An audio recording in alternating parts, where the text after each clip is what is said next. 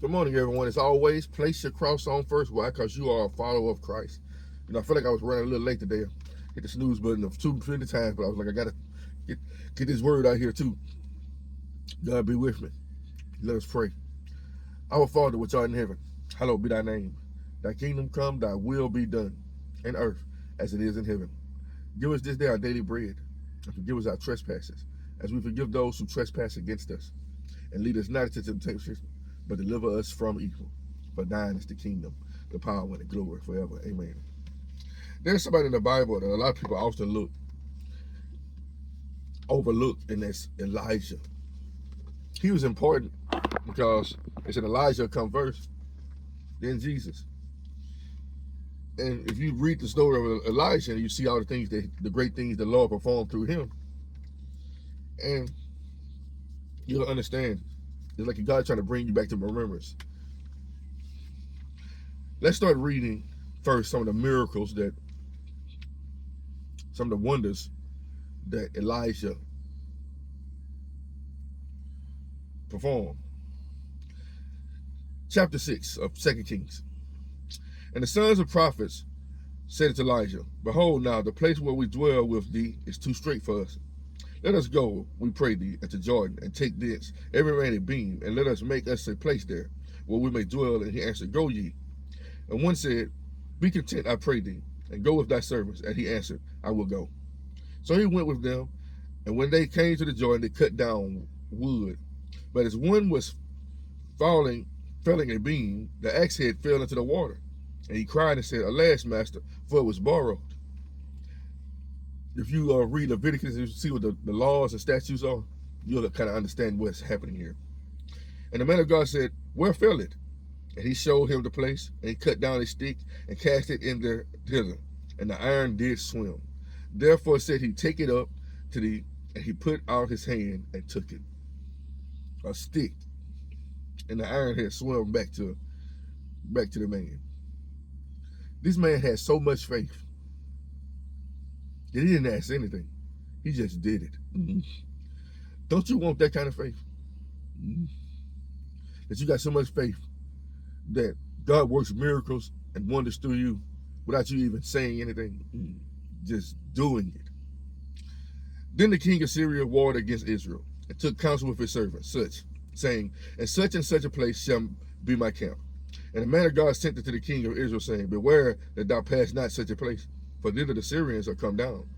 And the king of Israel sent to the place which the man of God told him and warned him of, and saved himself there, not once nor twice. Therefore the heart of the king of Syria was sore troubled for this thing. And he called his servant and said to them, Will you not show me which of us is for the king of Israel? And one of his servants said, None, my lord, O king, but Elisha, the prophet that is in Israel, telleth the king of Israel the words that thou speakest in the bedchamber. It's like he just knows things. And he said, Go and spy where he is, that I may send and fetch him. And it was told him, saying, Behold, he is in Dothan. Therefore sent he thither the horses and chariots and a great host.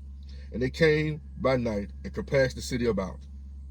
And when the servant of the man of God was risen early and gone forth, behold, an host compassed the city, both with horses and chariots. And his servant said unto him, Alas, my master, how shall we do? And he answered, Fear not, for they that be with us are more than they that be with them. Now, watch this now. A lot of people don't understand the things that Elijah did and the things Elijah saw were just out of this world. Just imagine having such spiritual prowess this day and age that you can see things like this. And Elijah prayed and said, Lord, I pray thee, open his eyes that he may see. And the Lord opened his eyes, eyes of the young man, and he saw, and behold, the mountains was full of horses and chariots of fire round about Elisha. Imagine seeing something like that. So that means to tell you, if you think about it, he said, open his eyes so he can see. Elijah already saw it. Elijah already saw the spiritual realm surrounding him. Just ready to strike. And when they came down to him, Elisha prayed unto the Lord and said, smite this people, I pray thee, with blindness. And he smote them with blindness according to the word of Elisha. Everything Elijah asked and did was done. Imagine having that much faith in this world today. And Elijah said unto them, this is not the way. Now this is the city. Follow me, and I will bring you to the man whom you seek. But he led them to Samaria. And it came to pass, when they were come to Samaria, that Elijah said, Lord, open the eyes of these men, that they may see. And the Lord opened their eyes, and they saw, and behold, they were in the midst of Samaria. And the king of Israel said unto Elijah, when he saw them, my father, shall I smite them? Shall I smite them? And he answered, thou shalt not smite them. Wouldest thou smite those whom thou hast taken captive with the word and with thy bow, thy sword and thy bow? Set bread and water before them, that they may eat and drink and go to their master. You remember what the New Testament says? Bless and not curse. He said, feed your enemies, and you'll rain hot coals upon their head. You see, he was being merciful. This showcases God's mercy too. He could have destroyed them multiple ways. He could have destroyed them with the host of the angels that he saw. He could have destroyed them when they were blinded and went the wrong direction, but he chose mercy. God is looking for men and women of his own heart to be such ways. And it came to pass after this, that Ben-Hadad, king of Syria, gathered all his hosts and went up and besieged Samaria. And there were the great famine in Samaria, and behold, they besieged it until an ass head was sold for 80 pieces of silver, and the forepart of a calf of a dove's dung for 5 pieces of silver. And as the king of Israel was passing by upon the wall, there cried a woman unto him, saying, help, my lord, O king. And he said, if the Lord do not help me, help thee, whence shall I help thee? Out of the barn floor, or out of the winepress? And the king said unto her, what aileth thee? And she answered, this woman said unto me, give thy son that we may eat him today, and we will eat my son tomorrow. This is how bad it was in the land. So we bore my son, and did eat him. And I said unto her on the next day, give thy son that we may eat him. And she have hid her son. It came to pass when the king heard the words of the woman, that he rent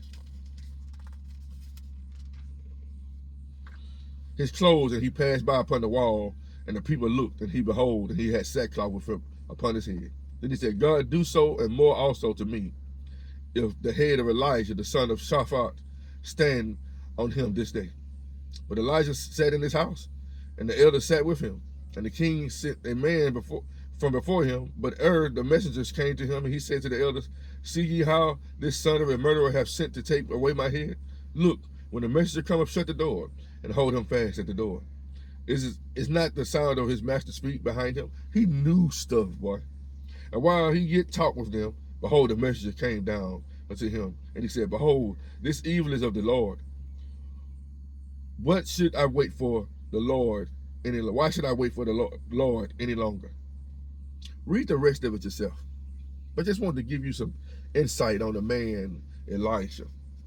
While if you can look at it, he's kind of compared to Jesus, compared to John the Baptist, doing great signs and wonders. It's like he just knew things and did great things. To me, there's no way you can read this Holy Bible and see all these great wondrous acts in there and not be like, hey, Lord, when am I going to see something like that? To me, I think that's why it's written like that. So you do want to read it. You know, a lot of y'all need to read about Elijah anyway, and Elijah. You know, the name sounds so similar. You know, I got 2 nephews, twins, named by that name. You know, they call them 1, 1, and 2, 2.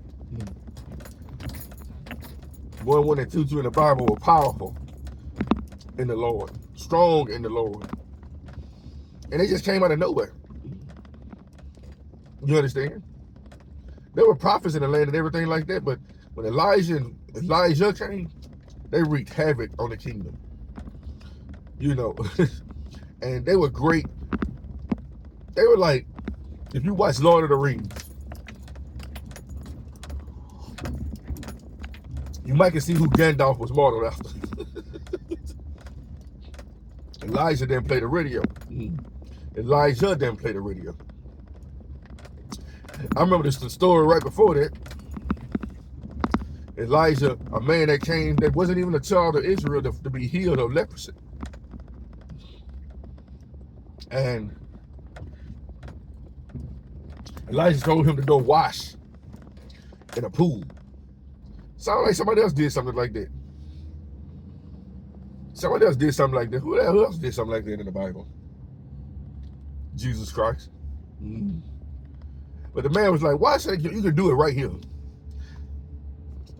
Sometimes obedience is just obedience. He probably could have healed him right there, but he wanted to see what he was going to do. Faith without works is dead. But the servant, the dude was like, I ain't doing nothing. But his servant was like, hey man, this guy tell you to go dip in this water, you might want to go do it. So he went. He got in the water and his leprosy was healed. I'm telling this story for a reason. Men of God are not designed to do things for pay. We ain't belong. You know what I'm saying? We're not that tight to be lured in with a bribe. We just do it because it's the right thing to do. You know, it's like if God gave you the power of healing, you're like, hey man, I'll heal you now. But you got to give me some money first. Or I'll preach to you. You got to pay your tithes and offering first. Anyway, so the dude come back to Elijah. We're like, hey man, thank you for what you did, man. I got these clothes, I got this stuff here. You want this stuff, man? He's like, no, I won't take nothing from you. I don't need that. But his certain servant, the same servant who was like, what are we gonna do?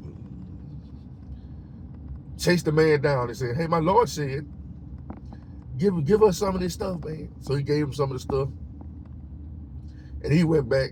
And Elijah was so spirit-led and so smart, so wise in the spirit of God. He's like, where you come from, man? Where you been? Oh, I ain't go nowhere. Well, you a liar. That's the time to get stuff, and the time right now is not the time. And right then, the leprosy that was on the man jumped on his servant Gehazi for the rest of his life. We don't do things for pay. We don't do things because we want monetary value. We do things because it's the right thing to do. And think about this. This wasn't even a man of Israel. It's like some Christians these days, they love God, they love Jesus, but they hate black people. Or they love God, they love Jesus, but they hate white people. God has no respect to persons in the latest week. And the thing is, the word got out about Elijah, was led to him. He was like, I know a man, he was like, there's a man over there of children of Israel that can heal folks. What? This from not even the children of Israel. That's why I'm saying, like, I know the fame of God and his wonders and everything has reached the whole world in the last thousands of years. I don't feel the need to send missionaries across seas. I don't feel the need for none of that stuff because I feel like they got a head start on us.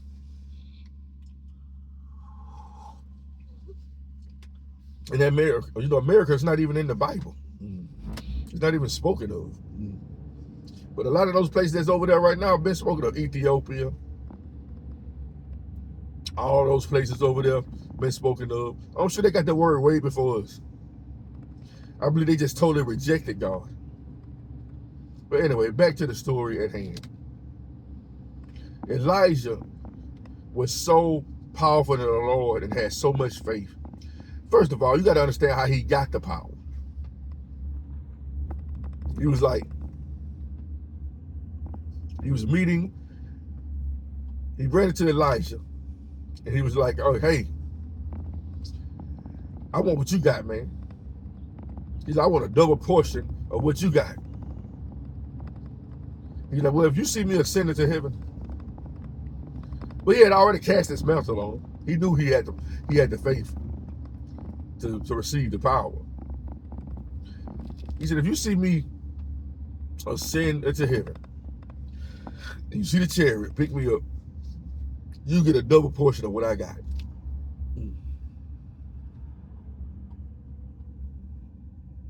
So he saw that happen. And then right after that, he walked across the water and split the water. Instant power. It's before Jesus.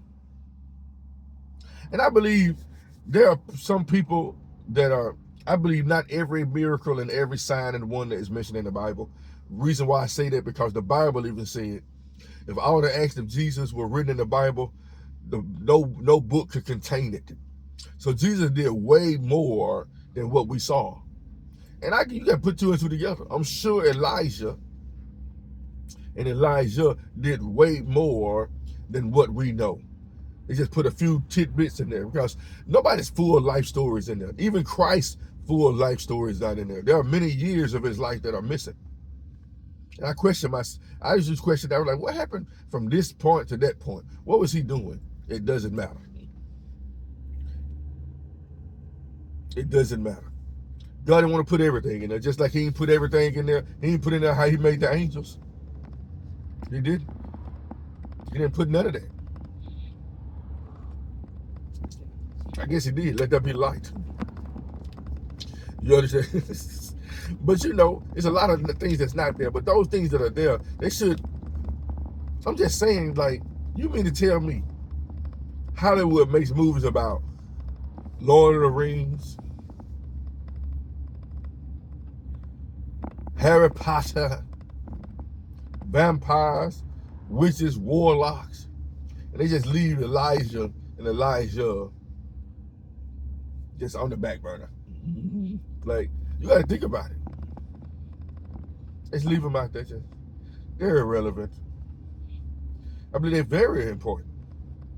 Think about it, in the last days, the two witnesses. They're gonna die and come back to life, just like Jesus did.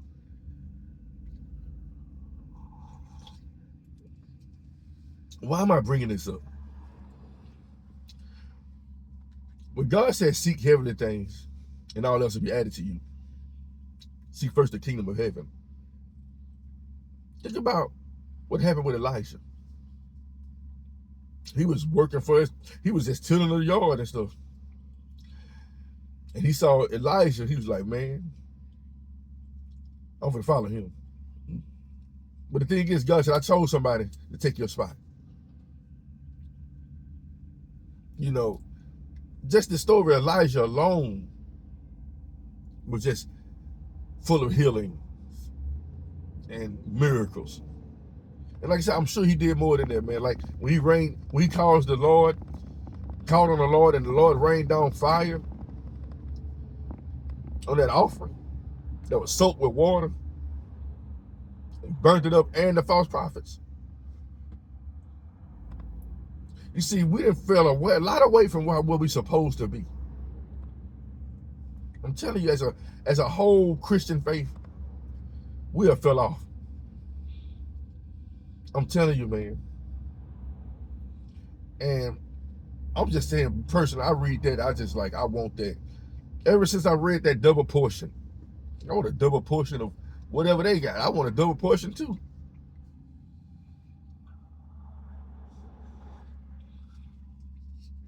I believe we can do miraculous things through Jesus Christ, through God. But like I said, the thing is, the devil has numbed us down. Ain't about that no more, man. We got doctors and stuff for that. We got artificial intelligence. We can fix broken bones. We can see inside people's body, MRIs. It's real. We can do all that stuff, right? And sometimes a doctor still can't stop a baby from dying at birth. Human beings only got so much power. But imagine how much power you can get with God. Just imagine.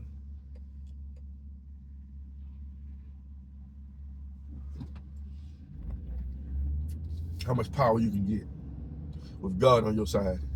And it's not about you getting power, it's about giving God the glory. I think that's why God just don't give to man so many things. Like, we love comic books, we love watching Spider-Man and stuff like that. But one thing, you watch Spider-Man, some people use their power for good, and some use it for evil. But I look at the comic books, it's like the line is kind of flawed. You understand? It's like the good people are kind of evil and the evil people are kind of good for real. You know. But I think that's why God don't give us such power. Because I believe a lot of people are misusing it. How you know that? People are misusing the Bible right now for the power that it contains. And they use it to manipulate, to become rich and wealthy off other people. Like, you ever watch the movie The Book of Eli?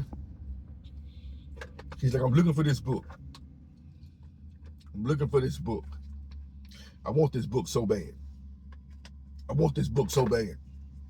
I want this book. And there's power in that book. But he didn't want it to help the people. He wanted to gain people on his side. I believe that's what a lot of people, gods are their bellies. They want the Bible. They want to use the Bible to gain worldly power. That get people to like them. Get people to follow them.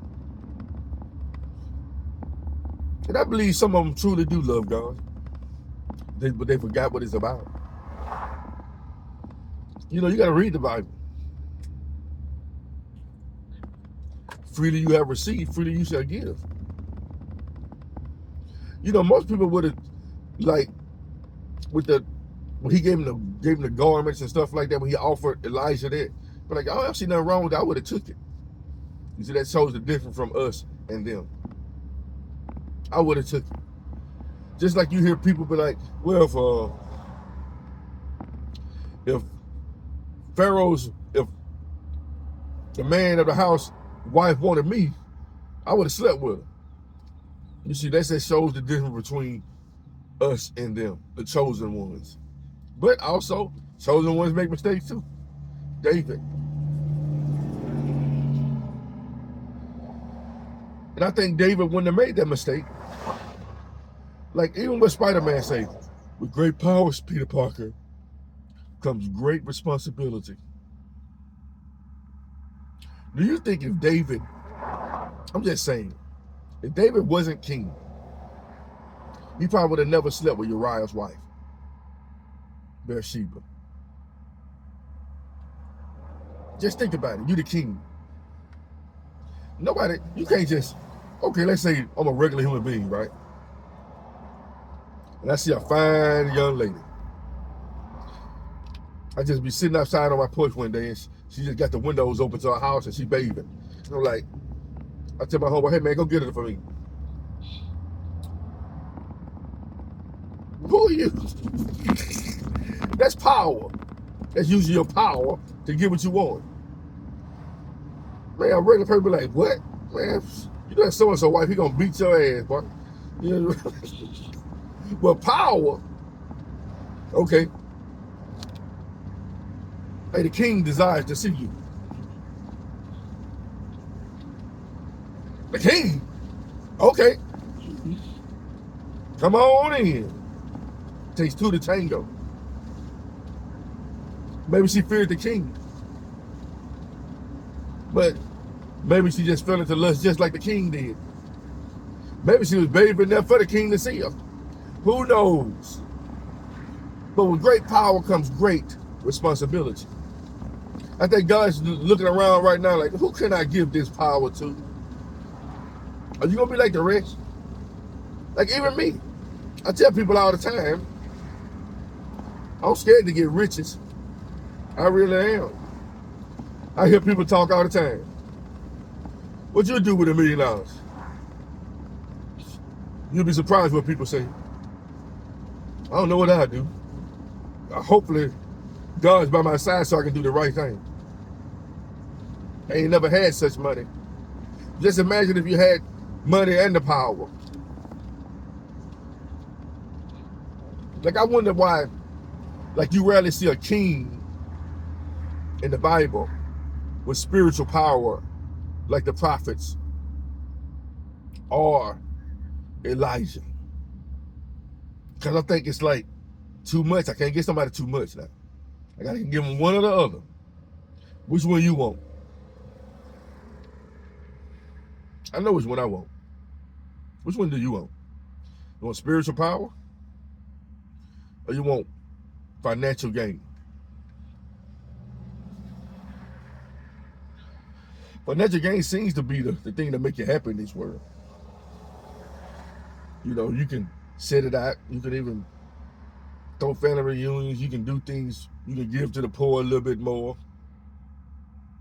But are you going to do it? That's the thing I don't know.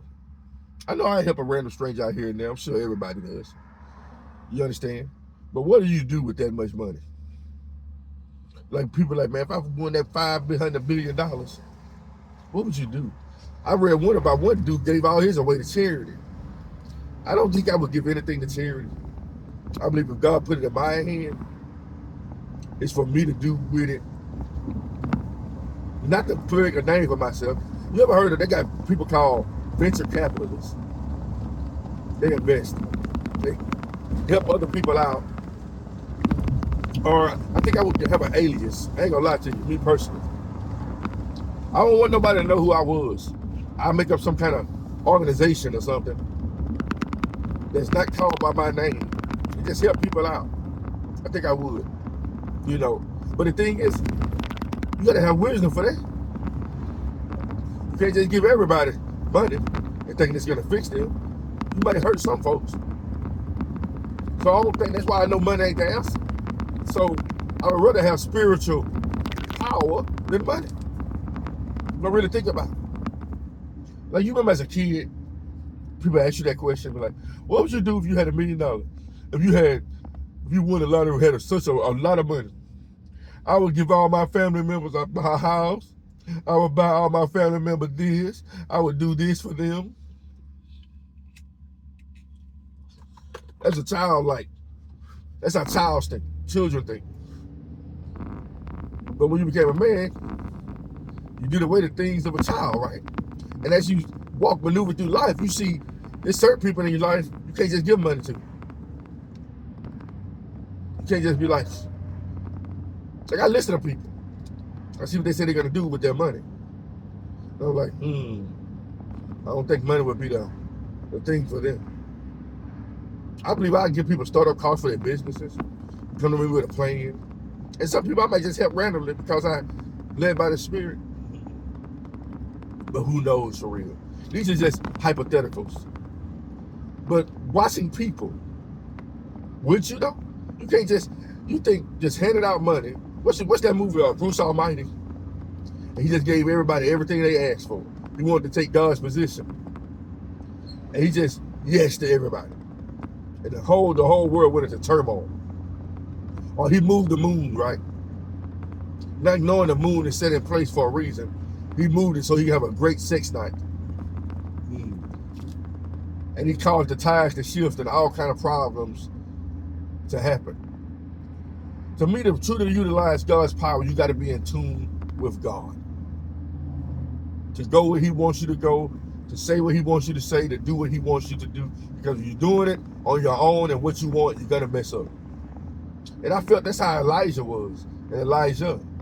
They just did God's will natural. And they came on the scene out of nowhere in Kings. Just blue. Where did these people come from? The Tishbite. What? He didn't even children of the child of Israel. Just somebody who was just spirit-led. They ain't talking about when he was born or nothing. He was just there. And I believe a lot of us are going to be like that. But I believe a lot of us are going to be unknowns. We're going to be doing miraculous things for the Lord, but we're not going to be on the forefront of the television. And this is meant to be. You know, it's like you ever watch videos, and as soon as you turn the video on, the person is crying or in pain. I'm going to tell you something. It's been rare times when God was moving on me, and I broke down crying. Let me get this camera. That's not normal. Or people in the hospital. I'm saying, you sick enough to post a video of you sick. I see if somebody else did it. But when you do it yourself, It's kind of suspect. I'm just saying. Or if you're doing a video and you start crying in the midst of it, I believe such things like that sometimes, because some people are good actors. But just the Lord was just, what? Really, man, you took the time. I'm talking about when God really moved on me, and I'm sure y'all that had some encounters too. When God really moved on you, the last thing you thinking about is grabbing that phone and recording yourself. You in the moment. And you see videos of people perform miraculous things, miracles done, like a man lifting up a car to get somebody from under it by himself. I believe all the power of Samson, everything that was done in the Bible can be done today. I truly believe it. But I'm like, how do you get to that faith? How do you get to that point in your life where God is using you so mightily? And I'm not saying God knows everything, but God knows over time, he knows human nature. Who can contain it? Just think about Professor Xavier. Can read minds of men. You know how dangerous that is? What you even want to? It probably drive you insane. You understand? Like Professor X made some, he's a comic book character, but he made some decisions. Like Jean Grey, I gotta lock this Dark Phoenix away. You know, you can walk up somebody and know if they're a killer or a murderer and can't do nothing about it. Certain things, certain power we just don't need. I believe God lets us know what we need to know, what we need to go.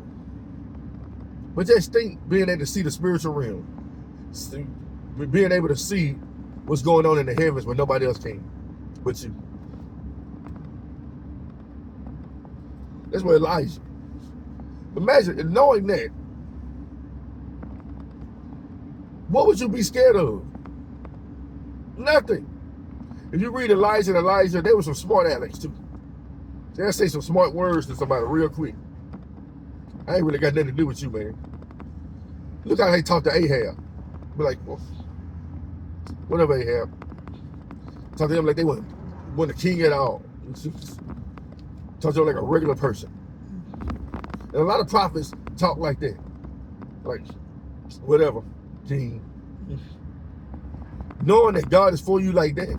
Seeing what he sees. And the thing is, that's what kind of faith we need to grow on. Like knowing that God got angels encamped around us.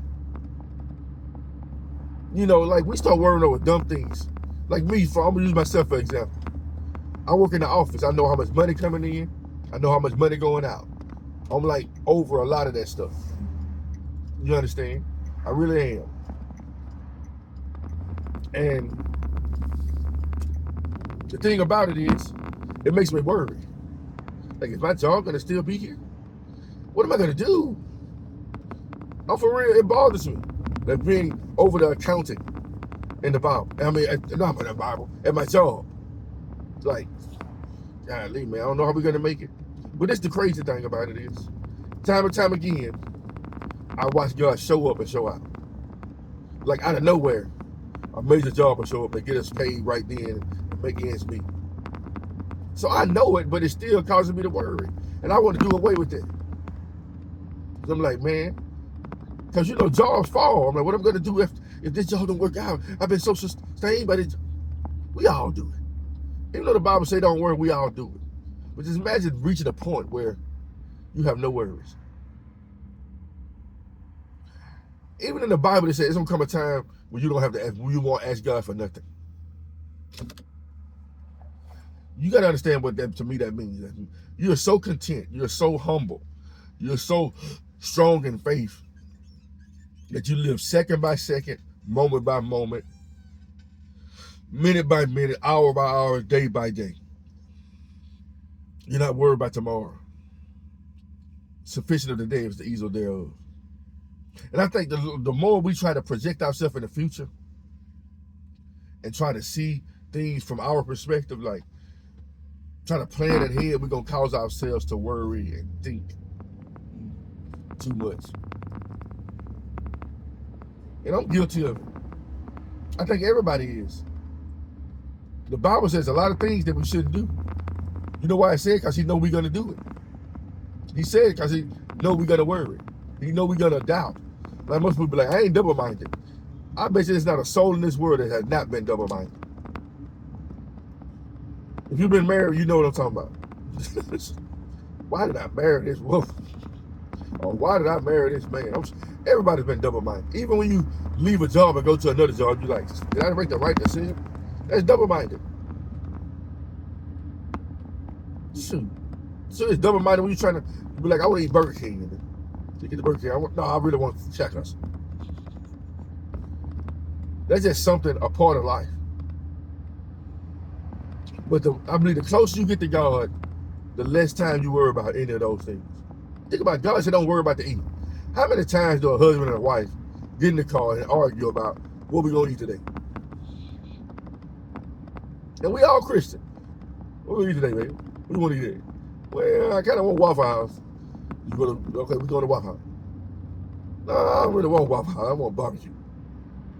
So you go to the Moe's. Oh, no, I want barbecue. I want fish. So you go to the fish shack, the local fish. Oh, no, I really want. That's double-minded. I'm like that. But I think that's the world trying to tell you things. Like, try to make you worry about it. That's why they got signs and stuff like that. It's a movie called Branded. I try to bring it up every time it crosses my mind. It's a movie that faded away to the back. It shows you how brands are alive. Like it's like seeing a sign up, a McDonald's sign, when you're on the interstate 3,000 times. It comes alive. I really want some McDonald's. Or watching commercials. Oh, I might really want me some of that right there. You understand what I'm saying, people? It's crazy how the world operates. And we know the mind is easily manipulative. So it's like reading the Bible and keep reading. You like, I want some of that. I want to be able to do that, Lord. I want to be able to do that. I want to be able to do that. You understand? You got to change your mindset. For real. You know, but watch that movie Brandon, man. It's actually pretty good. And it's old. But it's like I said, it shows so much stuff. It's like I said, it's like the brands are alive and they do these little rituals. Like, I'm gonna tell you what happened. I'm gonna tell you what happened in the movie. Okay. Certain foods are making people gain weight. So they was like, we gotta figure out something to make people think that their weight is okay. So they come up with a show called like The Biggest Loser. Right? But this one is Lewis, like she go under the knife, she do all these different surgeries and stuff like that. But what happens is the surgery goes wrong. I think she ends up in a coma or something like that. And the world was like, be happy. That's why people should just be happy with what they want to eat and stuff like that. And then they use that as a marketing tool to help people embrace their thickness. Now, look at the world we live in today. Thick is considered better. You notice that? Hollywood started pushing thickness. I'm gonna say the word. BBLs, BBWs. Be happy with yourself. Eat as much as you like. Think about these videos we watch. People sit in their car and try restaurants with $200 worth of food. Sit in their car and just eat. Eat, eat, eat. Make you want that burger. And they doing this all to influence. They don't call us regular people, they call us influencers.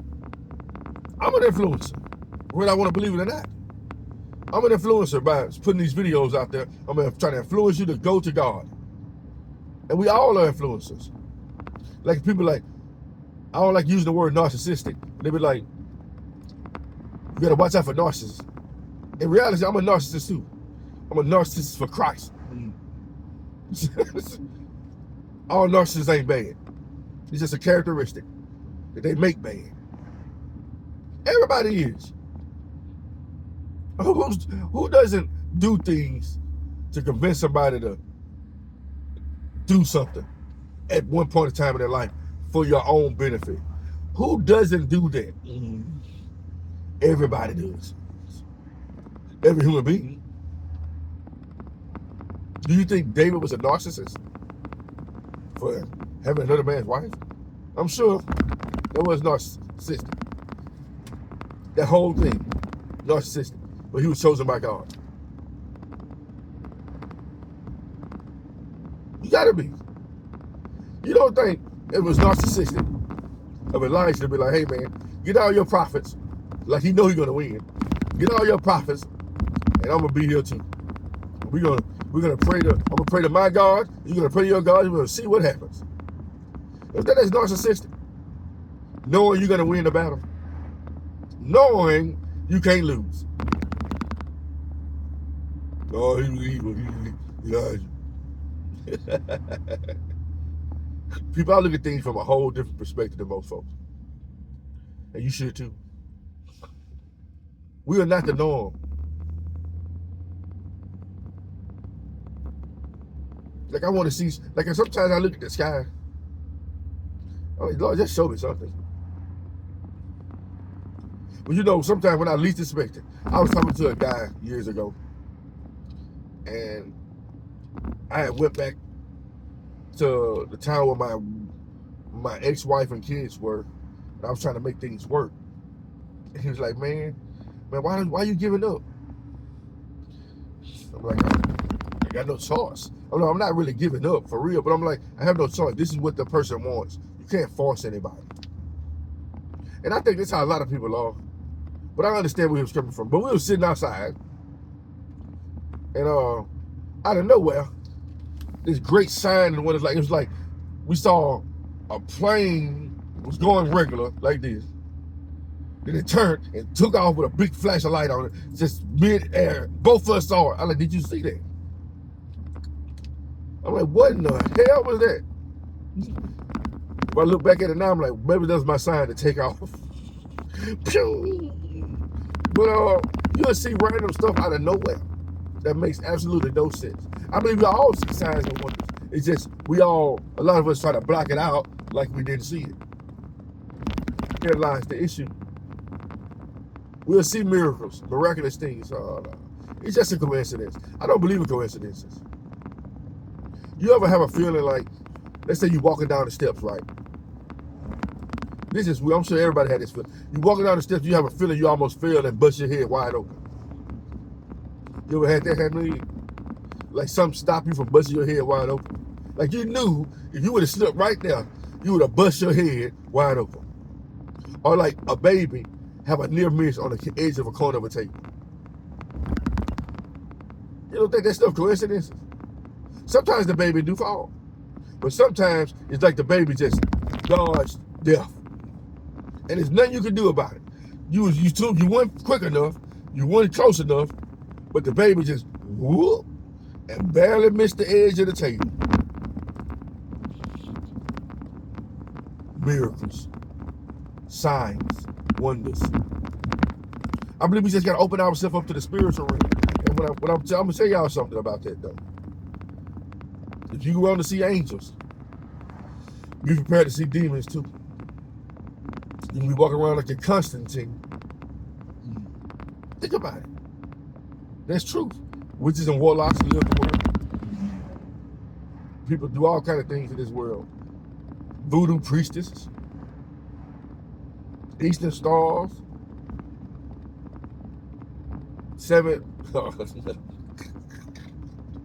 Freemasons, all them wizards and warlocks.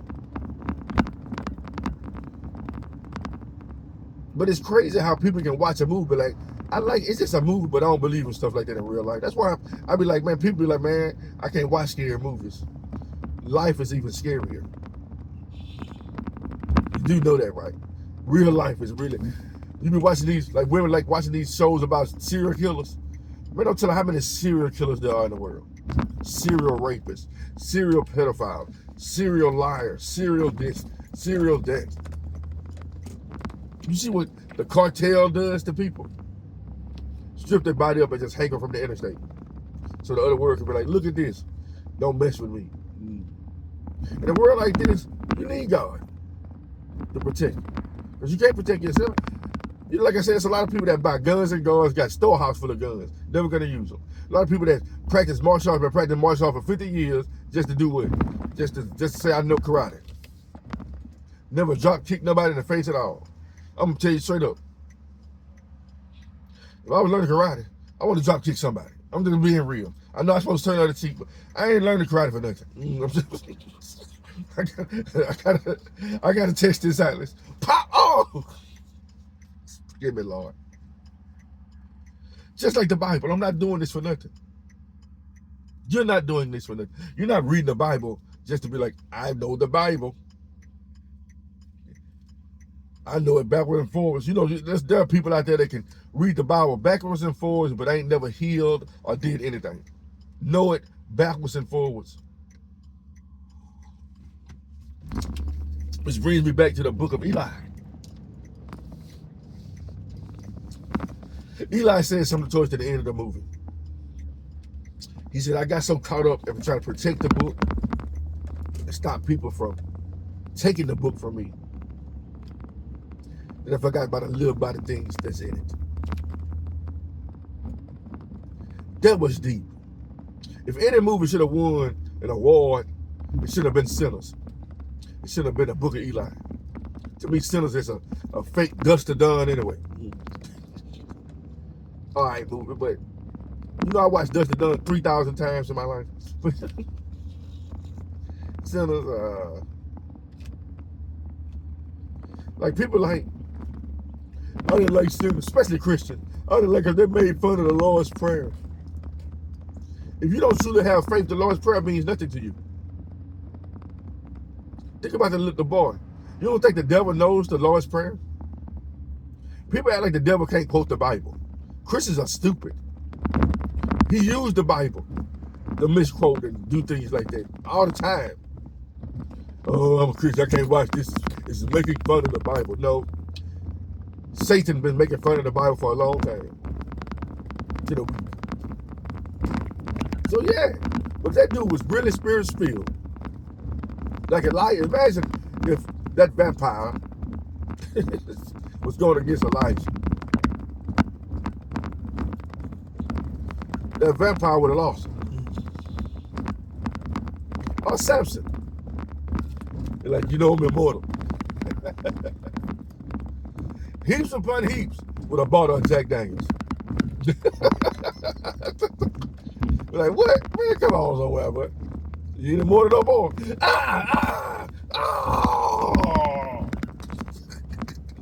You see, man, I love that. And I think men love it more because men are a little different. We like action, we like fighting, we like one of my favorite characters in comic books is Blade. Somebody who was meant to be dark, but uses power for good. To fight against vampires. I just love Blade. They were cool with it too. You know. Nonchalant. They just don't mess with me, man. And that's how I think Christians supposed to be too. Listen to me now. Hear me out here. Can't touch me. Can't touch it. Can't touch me. Can't touch me. You can't touch me. I believe Elijah was just tired dealing with that stupid, crazy woman. Like, man, I'm so tired of this witch, man. If it was me, I'd just slice her head off right now. You know what I'm saying? But you know what? I'm going to prophesy about her before she dies. Before I die, before I leave this earth, I'm going to send her a prophecy. Woman, you're going to die, and the dogs are going to lick your blood up. You understand? And it happened. Imagine prophesying that to somebody. Hey, the Lord told me to tell you.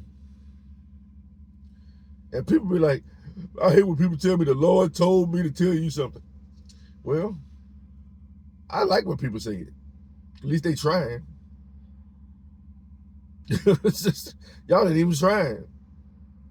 Even though I believe the Lord talks through us and talks through people, so we won't feel like we can only listen to nobody else. Like I love to listen to other people sometimes, but I still want to be in tune with God myself. But that doesn't mean God can't speak to somebody else. I'm gonna give you one more story. There's a prophet in the Bible. That's why you got to be in tune with God. There's a prophet in the Bible, right? And this prophet was told to go give a warning to a city. I can't remember his name. I can't remember the story. I can remember the story. And he said, don't eat nothing or drink there. Just when you go, tell them what I told you and leave. Don't eat or drink nothing in the city. And another prophet of the Lord was there and found out he was there. And was like, hey, go tell that man of God out there to come back. So the man of God came back. And the dude said, you can eat here. And he ate. And the Lord appeared to him after he ate. He was like, what I told you? Did I tell you not to eat nothing? And guess how he died? A lion came out of nowhere and killed him. You see, that's the Bible said test the spirits. You see, there's a story in there for everything, for every situation. Like I said, I like to listen to people, but sometimes I don't. That's a story to let me know. If God told you this, then somebody come behind you. The Lord didn't say that. The Lord said.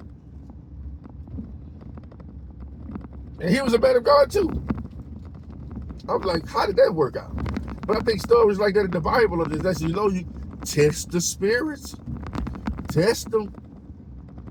Test them. I hear a lot of people, pray on this. If this message for you, pray on this. If it's for you, it'll be for you. I just talk, If it's for you, it's for you. That's it. I ain't trying to say it's for you. It's just, it's for you, it's for you. If you receive it, you received it. Glory be to the Most High God. But that's all I got for y'all today, people, man. But I'm just saying, there's no way you can read this book called the Holy Bible with all this Holy Ghost spiritual power in it and not want it. I swear, man. Especially you men. Do you want to be Superman growing up? Do you want to be something different, all powerful? That's some kind of great ability. Well, you can get one through Jesus Christ. That's all I got for you people. Have a blessed day.